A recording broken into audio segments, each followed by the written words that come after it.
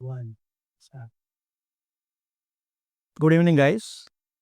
आज हम लोग 12th का उसी का कंसेप्ट पढ़ने वाले हैं, इंश्योरेंस। क्वेश्चन है that is types of marine insurance. Question start करने से पहले just let us discuss what is meaning of insurance. Insurance क्या होता है और इंश्योरेंस के कुछ कंसेप्ट है, जैसे कि जो कस्टमर क्लाइंट जो जनरल पब्लिक इंश्योरेंस निकालता है उनको हम लोग बोलते हैं इंश्योर्ड पॉलिसी होल्डर, और जिनके पास से इंश्योरेंस निकाला जाता है वेरियस कंपनीज उनको बोलेंगे हम लोग इंश्योरर। तो जैसे कि लाइफ इंश्योरेंस होता है, फायर इंश्योरेंस होता है और मरीन इंश्योरेंस होता है। आज का लेक्चर में हम लोग पढ़ने वाले हैं types of marine insurance. Let us first take what is marine insurance और उसके टर्म बाय टर्म उसके टाइप्स पढ़ेंगे। मरीन इंश्योरेंस क्या होता है? जब भी कोई भी पर्सन इंपोर्टर एक्सपोर्टर गुड्स कोई भी कंट्री में इंपोर्ट एक्सपोर्ट करता है तो it is mandatory as per government कि आपको कंपलसरी क्या करना होगा, that is passenger goods cargo सबका इंश्योरेंस कंपलसरी निकालना पड़ता है, और वो इंश्योरेंस को बोलते हैं हम लोग मरीन इंश्योरेंस। तो स्पेसिफाई किया है it is protection against losses cause due to dangers of sea water. समुद्र के पानी से बचने के लिए हम लोग जो इंश्योरेंस निकालते हैं उसके लिए कंपलसरी उसको बोलते हैं हम लोग मरीन इंश्योरेंस। ये मरीन इंश्योरेंस किसके लिए सेफ्टी क्यों निकाला जाता है? Coverage loss due to vessel मतलब शिप, जहाज, कार्गो गुड्स या जनरल पब्लिक पैसेंजर को प्रोटेक्शन सेफ्टी के लिए ड्यूरिंग ट्रांसपोर्टेशन की सेफ्टी के लिए हम निकालेंगे marine insurance. And it is applicable all the principle of insurance. Total 7 principles है, हर एक प्रिंसिपल मरीन इंश्योरेंस में क्या करते हैं वहां पे कवर होता है। Types of marine insurance, there are total different types, 9 types of insurance are there. And कोई भी कंपल्सरी नहीं कि आपको सब पॉइंट लाइन वाइज चाहिए, आप कोई भी पॉइंट आपका सफल हुआ तो भी चलेगा। Let's start the very first one called as that is voyage policy. Voyage मतलब क्या? स्टूडेंट वोएज मतलब जर्नी। आपको पेपर में अगर वर्ड वोएज भूल गए तो जर्नी लिखे तो मार्क्स नहीं चलता है, वोएज कंपल्सरी आपको लिखना है। ये समझने के लिए आपको पता है कि वोएज मतलब जर्नी। हमने इंडिया से अमेरिका गुड भेजा है, तो इंडिया से अमेरिका गुड भेजा है, टाइम कितना मिलेगा टाइम मायने रखता नहीं है, कंपल्सरी आपको यहाँ देखना है यहाँ पे कि आपका दैट इज जर्नी स्टार्ट हुआ, that is policy start, journey complete, policy complete. यहाँ पे एक स्पेसिफाई वर्ड किया है इरेस्पेक्टिव ऑफ टाइम इन्वॉल्व। आपका टाइम कितना मिलेगा वो मायने रखता नहीं है, आपका ड्यूरिंग द जर्नी कोई हादसा हुआ उससे बचने के लिए आप जो पॉलिसी लेंगे उसको बोलेंगे वोएज पॉलिसी। तो वोएज मतलब जर्नी, जैसे पॉलिसी स्टार्ट होगा आपका journey start, that is journey complete होगा आपका पॉलिसी पूरा होगा, उसको बोलेंगे हम लोग यहाँ पे voyage policy. Second one time policy. मैंने आपको फर्स्ट में बोला कि दैट इज टाइम मैंने रखता नहीं है। टाइम पॉलिसी में time is considered very important. हमने 6 मंथ का पॉलिसी लिया इंडिया टू अमेरिका, आपका 6 मंथ आज हो गया बट हमारा अभी तक डेस्टिनेशन नहीं पहुंचे, जहां पे हम लोग पहुंचना है वो पोर्ट पे हम लोग पहुंचे नहीं है, तो कोई अनसर्टनिटी बोल के तो नहीं आएगा, तो हम लोग अपना पॉलिसी को एक्सटेंड करेंगे जब तक हमारा डेस्टिनेशन नहीं आता है, हमारा पॉलिसी को हम लोग कंटिन्यू करेंगे, और उसके लिए वर्ड उन्होंने दिया है दैट इज कंटिन्यूएशन क्लॉज, उसको नाम दिया आप है that is called as a continuation clause. What is continuation clause? Continuation clause मतलब आपका जब तक जर्नी खत्म नहीं होता आपका पॉलिसी एक्सटेंड होगा, so that when the journey will and आपका क्लॉज कंप्लीट हो जाएगा। फर्स्ट वॉइस पॉलिसी में टाइम इरिस्पेक्टिव था, सेकेंड में टाइम इज इंपॉर्टेंट। 6 महीने हो गया और आपका अभी भी जर्नी बाकी है, तो आप अपना जो पॉलिसी है उसको एक्सटेंड करोगे, एक्स्ट्रा प्रीमियम दोगे जब तक आपका डेस्टिनेशन नहीं होता है, उसको उन्होंने वर्ड यूज किया है that is continuation clause. Third one is a mix policy. Now, what is mixed policy? Mixed policy is a combination of voyage and time policy. जैसे कि 3 मंथ का पॉलिसी लिया है बराबर फ्रॉम इंडिया टू जापान, तो India से Japan जो है 3 मंथ से प्लेस भी आ गया और ड्यूरेशन भी आ गया, दोनों कॉम्बिनेशन को हम बोलेंगे यहाँ पे that is a mix policy.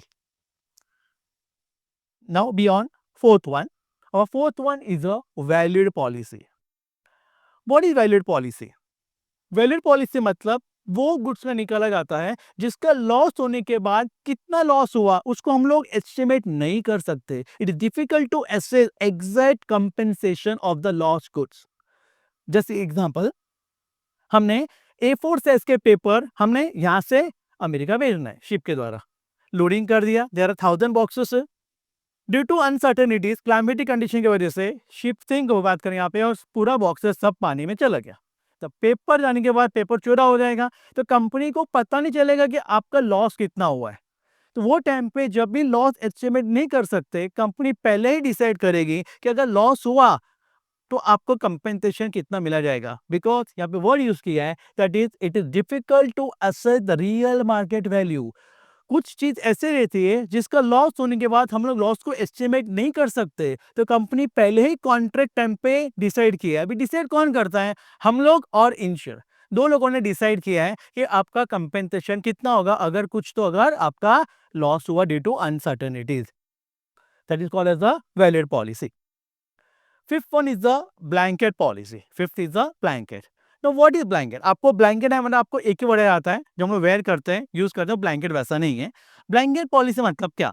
Blanket policy यहाँ पे वर्ड यूज की है, maximum limit of the required amount. आपका जो भी बहुत सारा लॉसेस है, सब लॉसेस को एक ही पॉलिसी में कवर करना है, उसको बोलेंगे हम लोग यहाँ पे ब्लैंकेट पॉलिसी। ये इसमें तीन चार चीज कंसेप्ट याद रखना है। ब्लैंकेट पॉलिसी किसके लिए निकालते हैं? तो फर्स्ट ये आप है, that is nature of goods insured. आपका गुड्स कौन सा टाइप का है? Durable, perishable, non perishable, non durable, कौन सा टाइप का गुड्स है जिसका इंश्योरेंस निकाला है? सेकेंड, कौन सा रूट से आपका जा रहा है? Third, port and place of voyage, कौन से पोर्ट से कौन से प्लेस तक आपका जा रहा है।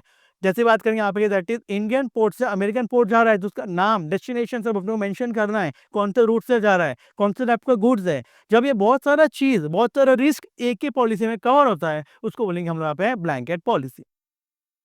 ये पॉलिसी में एक स्पेशलिटी है कि पूरा प्रीमियम आपको एडवांस में पे करना पड़ता है, that is called as a blanket policy, and many risk are covered under single policy, comes under blanket policy. Next one is a port risk policy. Now what is port risk policy? मुझे 3 दिन के लिए, मैंने मेरा ship, बात करेंगे यहाँ पे, दैट इज गुड एक्सपोर्ट करना है, तो गुड्स लोडिंग करने के लिए, शिप में माल चढ़ाने के लिए मैंने गेटवे ऑफ इंडिया में मेरा शिप 3 दिन खड़ा है, मंडे ट्यूसडे वेडनेसडे। अभी वो 3 दिन शिप खड़ा है, तभी कोई हादसा ना हो, कोई अनसर्टेनिटीज ना हो, लॉस ना हो, वो टाइम पे 3 दिन के लिए सेफ्टी के लिए, गुड्स कार्गो या शिप का सेफ्टी के लिए मैं जो पॉलिसी निकालूंगा, उसको बोलेंगे यहाँ पे पोर्ट रिस्क पॉलिसी। यहाँ पे आपको वर्ड याद रखना है, when the ship is anchored at the port. ये वर्ड पेपर में आना चाहिए। एंकर्ड एट द पोर्ट मतलब क्या? एंकर्ड एट द पोर्ट मतलब जब आपका शिप पोर्ट पर रुका हुआ है, वो टाइम पे कोई हादसे से बचने के लिए आप ये पॉलिसी लोगे, उसको बोलेंगे पोर्ट रिस्क पॉलिसी। जैसे ही शिप रवाना हो गया, जैसे शिप का जर्नी स्टार्ट हो गया, आपको ये पॉलिसी कंप्लीट होगा, and it will chart, that is voyage policy. Because importer exporter को मल्टीपल पॉलिसी लेना पड़ता है। तो what is port risk policy? जब आपका शिप रुका हुआ है, वो टाइम पे आप जो पॉलिसी लोगे, 2 दिन 4 दिन 6 दिन, जितना दिन शिप आपका पोर्ट पर रुका हुआ है, एंकर्ड इन द पोर्ट, उसको बोलेंगे पोर्ट रिस्क पॉलिसी। जैसे आपका शिप रवाना हो गया, चला गया यहाँ से, ये पॉलिसी कंप्लीट होगा और नया पॉलिसी चालू होगा, उसको बोलेंगे यहाँ पे voyage policy. On the next one, and it called as the composite policy. मेरे बहुत सारे गुड्स, ह्यूज अमाउंट के गुड्स मुझे कैरी करना है। अगर मैंने एक ही इंश्योरेंस कंपनी से इंश्योरेंस निकाला, तो मुझे डर रहेगा कि शायद लॉस होने पर कंपनी ने मुझे कंपेंसेशन नहीं दिया, तो it will huge loss for any person. तो मैं क्या करता हूँ यहाँ पे, मैं एक से ज्यादा कंपनी से इंश्योरेंस निकालेगा, मैं ज्यादा कंपनी से, ज्यादा इंश्योरेंस से इंश्योरेंस निकालेगा सेफ्टी के लिए, ताकि लॉस हुआ मुझे एक से दूसरी कंपनी से मुझे कंपेंसेशन मिलेगा। ये 2-3 कंपनी मिला के मुझे कंपेंसेशन देगी। तो जब रिस्क ज्यादा रहता है, तो हम लोग एक कंपनी पे डिपेंड ना रहते हुए हम लोग ज्यादा कंपनी से इंश्योरेंस निकालेंगे, उसको बोलेंगे यहाँ पे हम लोग, दैट इज कंपोजिट पॉलिसी।